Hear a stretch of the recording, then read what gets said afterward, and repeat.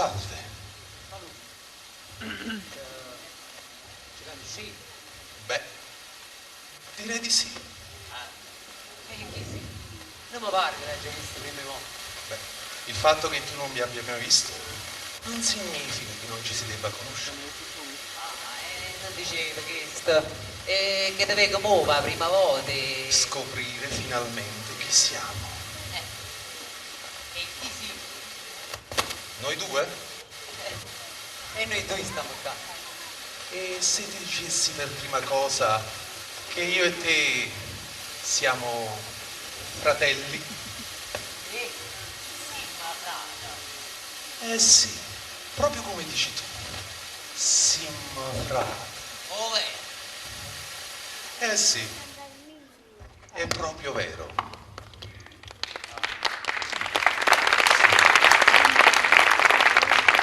Oh, e come può essere? Non l'hai mai vista. E poi non hai mai conosciuto a mamma. Ma questo non significa nulla. E poi sei certo di non aver mai visto a mamma? E pure che mi sono rimbambito. E certo che non l'hai mai vista. No, non dicevo questo che sei rimbambito, ma il fatto che tu dici di non aver mai visto a mamma, quella che ha fatto nascere me e te. E ti dirò di più, ci sono altri fratelli sparsi per i vari popoli. E poi c'è anche papà. Che? Ah, di frate. E pure papà.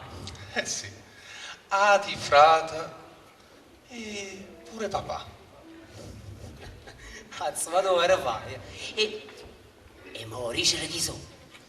Beh, dirti i nomi di tutti i fratelli no, sono tanti. Ma te ne dirò uno solo, che abita qui vicino. Il suo nome è Munacilla. Ma ora, come tu desideri, voglio dirti chi sono mamma e papà. Anzi, t'accontento subito.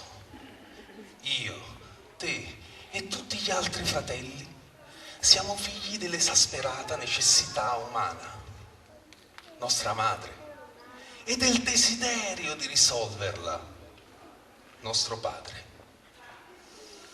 No, non ti capisco. Ah no?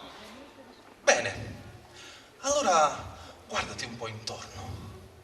Osserva l'umanità che ti circonda e dimmi man mano cosa vedi. Io ti ascolto. Sì, mo oggi capito. Che bello che tu dici. Sì, Là, vedo una campagna. Ho cane poco cresciuto che sta da scavare. È giugno, ho solo cose. E come fa caldo. Ma uomini, femmine, vecchie e creature stanno là. Che li ha fatica, se stasera vanno a mangiare. Si struino in mano. Io sangue arrosto che li pezzi che riparla. Mano rosse e piccerine. E zitto zitto, la mamma con solo creatura. O figlio giovane, sostiene un padre vecchio. Parole e sangue non sanno sentire, non sanno vedere. Mentre il padrone ha saltato un frisco sotto una pianta, guarda con occhi che non conoscono pietà. Stremata, tutto che la gente fa per si fermare poco, ma solo per pigliare poche inciate. Sfaticata, chiama bella muita. A lucco padrone, si stasera volete mangiare.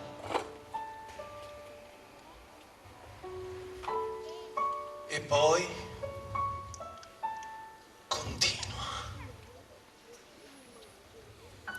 Là invece vedo una casa, con terreno vostro pavimento, un comò, un tavolo e pochi sedili spagliati. Una sola casa, a dove si nasce e a dove si muore. Quando creatura non ne riesco a contare, attorno a una mamma disperata, chiagnano, vanno a mangiare. E essa che risponde che le lacrime rindo cuore non chiagniti, mo volete venire a papà e cosa porterà? Papà, papà! Si sente intrasata e allucca contenta del povero creatura. Trasano povero che la morte ha disegnato in faccia. Allarga il braccio sconsolato e dice: ha detto padrone, voglio, oggi per te non c'è sta fatica, tornate in casa. Ah, così ha detto. E io ci ho risposto: padrone, i figli miei mangeranno, si può dire, rimane. Adesso li riconosci, mamma e papà? Eh sì, caro frate mio, come ti ho detto prima, mo hai capito tutte cose.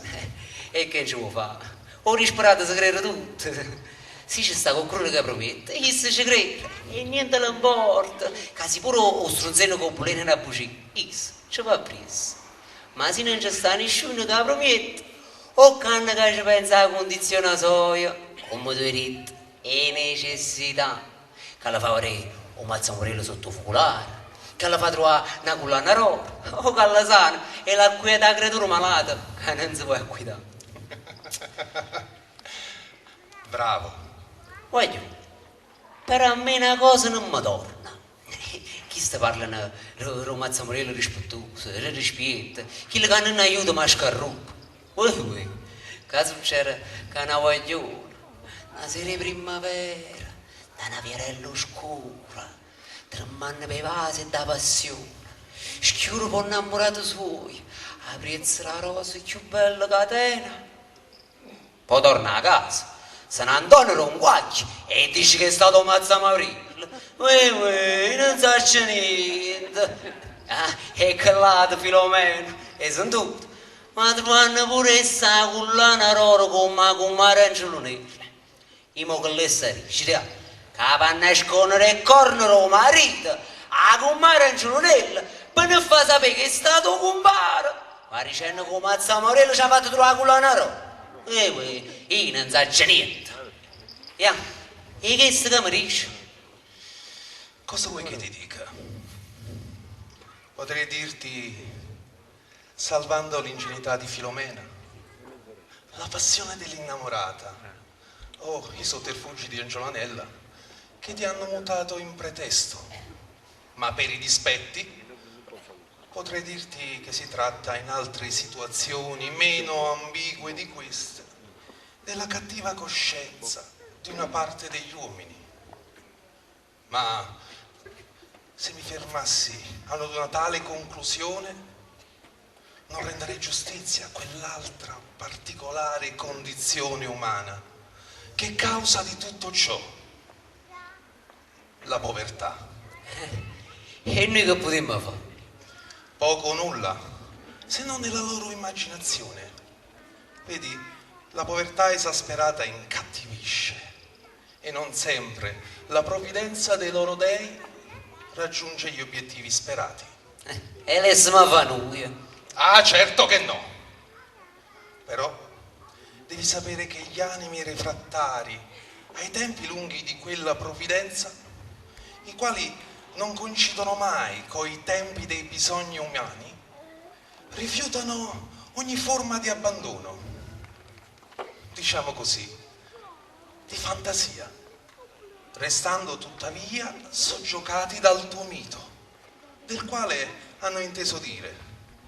E siccome le loro necessità sono rimaste irrisolte, se la prendono nella loro ostinata credulità, o coi loro distratti dei, o con te, che anche tu hai ignorato quelle loro necessità, ed eccoti perciò mutato in un'entità dispettosa.